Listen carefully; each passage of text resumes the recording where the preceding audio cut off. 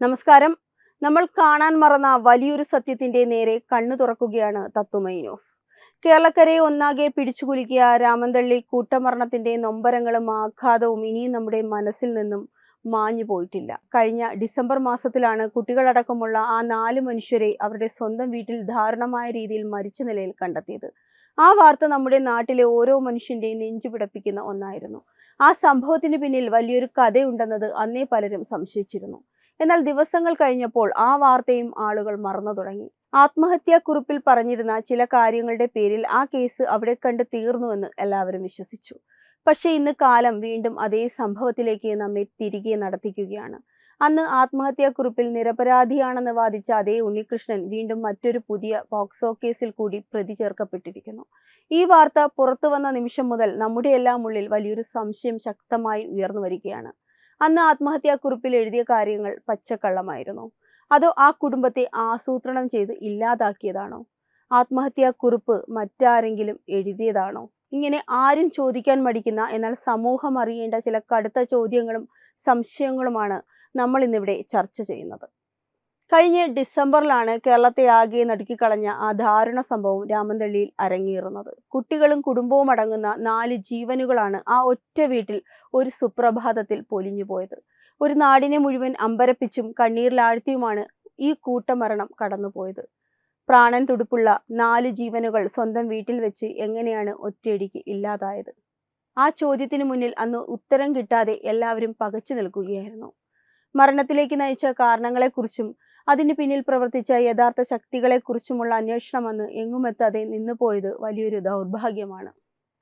സാധാരണക്കാരായ മനുഷ്യരുടെ കണ്ണീരിന് പുല്ലുവില കൽപ്പിച്ച് സംഭവങ്ങളിലെ യാഥാർത്ഥ്യങ്ങൾ മൂടിവെക്കാനുള്ള ബോധപൂർവമായ ശ്രമങ്ങൾ നടന്നിട്ടുണ്ട് എന്നുള്ളത് അന്ന് തന്നെ കടുത്ത ആശങ്കയാണ് ഉണ്ടാക്കിയത്.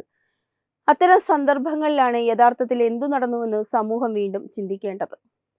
രാമന്തള്ളിയിലെ ഈ ആത്മഹത്യയ്ക്കും കൊലപാതകത്തിനും കാരണക്കാരനായ കലാധരൻ വളരെ ഗൗരവമേറിയ ഒരു ആത്മഹത്യാക്കുറിപ്പ് എഴുതി വെച്ചിട്ടാണ് ഈ ലോകത്തോട് വിട പറഞ്ഞത്.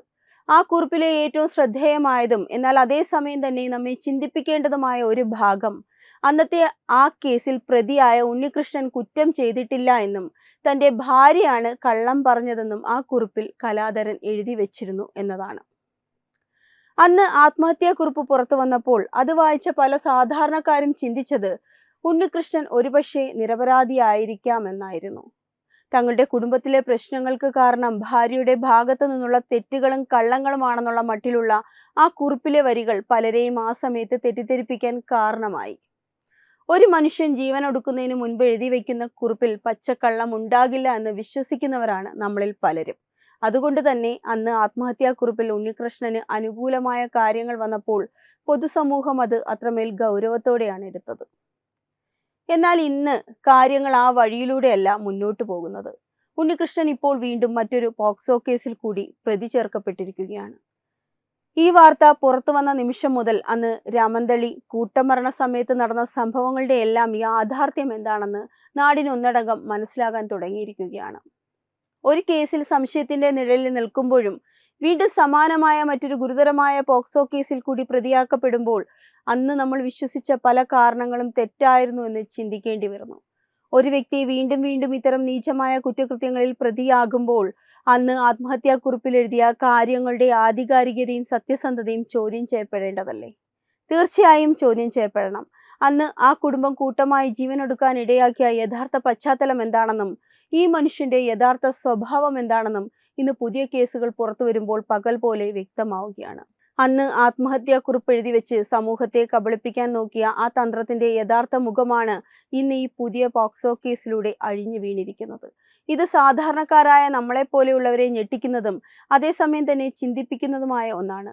കൊച്ചുമകളെ ക്രൂരമായി പീഡിപ്പിച്ച ഭർതൃപിതാവായ ഉണ്ണികൃഷ്ണനെതിരെ പെൺകുട്ടിയുടെ അമ്മ സംസാരിച്ചിരുന്നു. മകളുടെ പെരുമാറ്റത്തിൽ സംശയം തോന്നി നിരന്തരം സംസാരിച്ചപ്പോഴാണ് സ്വന്തം ഭർതൃപിതാവ് നടത്തിയ ക്രൂര പീഡനത്തെക്കുറിച്ച് ആ അമ്മ അറിയുന്നത്.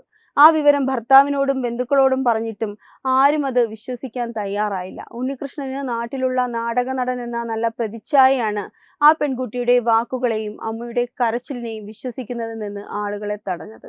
ആ പെൺകുട്ടിയുടെ വിവരങ്ങൾ സ്കൂളിൽ അറിയിച്ചിട്ടും അവിടെ നിന്നും കാര്യമായ പിന്തുണ ലഭിച്ചിട്ടില്ലെന്ന് ആ അമ്മ വിങ്ങിപ്പൊട്ടിക്കൊണ്ട് പറയുന്നു. കേസ് ഒതുക്കി തീർക്കാൻ വീട്ടുകാരുടെ ഭാഗത്തു നിന്നും നാട്ടുകാരുടെ ഭാഗത്തു നിന്നും വലിയ സമ്മർദ്ദമാണ് ഉണ്ടായത്. തനിക്ക് മാനസിക രോഗമാണെന്ന് വരുത്തി തീർക്കാൻ ഭർതൃപിതാവടക്കമുള്ളവർ ശ്രമിച്ചുവെന്നും ആ അമ്മ തുറന്നു പറയുന്നു.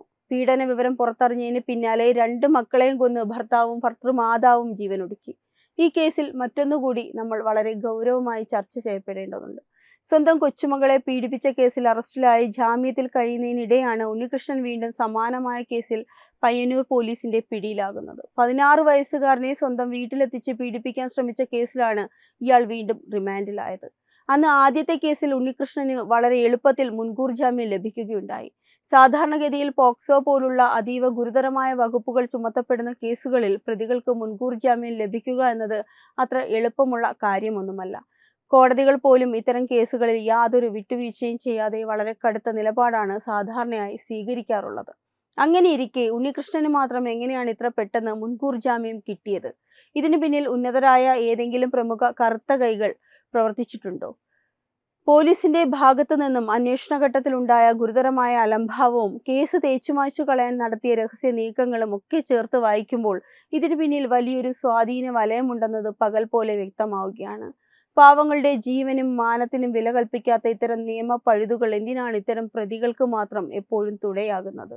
നിയമം എല്ലാവർക്കും ഒരുപോലെയാണെന്ന് നമ്മൾ പറയുമ്പോഴും സ്വാധീനമുള്ളവർക്ക് മാത്രം ജാമ്യം ലഭിക്കുന്ന ഈ വിചിത്ര സാഹചര്യം ഈ നാട്ടിലെ സാധാരണക്കാരായ ജനങ്ങളുടെ മുഖത്തേറ്റ ശക്തമായ അടികൂടിയാണ്. ഈ മുൻകൂർ ജാമ്യത്തിന് പിന്നിലെ ദുരൂഹതകൾ പുറത്തു കൊണ്ടുവരേണ്ടത് ഈ നാടിന്റെ ആവശ്യമാണ്. കലാധരൻ എഴുതിവെച്ച ആത്മഹത്യാക്കുറിപ്പിൽ പല പ്രമുഖരുടെയും പേരുകൾ വളരെ വ്യക്തമായി പറഞ്ഞിട്ടുണ്ടായിരുന്നു. അന്നൂരിലെ PM ബാലകൃഷ്ണൻ, KM വേണു, രാമന്തളിയിലെ ഹരീഷ്, പിന്നെ ഈ കേസ് അന്വേഷിച്ച ആ പോലീസ് ഓഫീസർ, ഒപ്പം മരിച്ച കുട്ടിയുടെ അമ്മയുടെ ഇളയമ്മമാർ തുടങ്ങിയവരുടെ എല്ലാം പേരുകൾ ആ കുറിപ്പിലുണ്ടായിരുന്നു. യഥാർത്ഥത്തിൽ കലാധരൻ തന്നെയാണോ ആ ആത്മഹത്യാക്കുറിപ്പ് എഴുതിയത്? കേസിൽ നിന്നും രക്ഷപ്പെടാൻ ഉണ്ണികൃഷ്ണൻ തന്നെ സൃഷ്ടിച്ചതാണോ ആത്മഹത്യാക്കുറിപ്പ്? ഈ കേസ് അന്വേഷണത്തിൽ ഗുരുതരമായ അലംഭാവമാണ് പോലീസിന്റെ ഭാഗത്തു നിന്നും ഉണ്ടായിരിക്കുന്നത്. ഇക്കഴിഞ്ഞ ദിവസമാണ് മറ്റൊരു പോക്സോ പരാതിയിൽ കൂടി ഉണ്ണികൃഷ്ണൻ വീണ്ടും പ്രതി ചേർക്കപ്പെട്ട വിവരം പുറത്തു വരുന്നത്. ആ വാർത്ത പുറത്തു വന്നതോടുകൂടിയാണ് അന്നത്തെ ആത്മഹത്യാക്കുറിപ്പിന്റെ പേരിൽ വീണ്ടും സംശയങ്ങൾ തോന്നി തുടങ്ങിയത്. സത്യാവസ്ഥ പുറത്തുവരാൻ ഒരു പ്രത്യേക അന്വേഷണ സംഘം തന്നെ വേണം.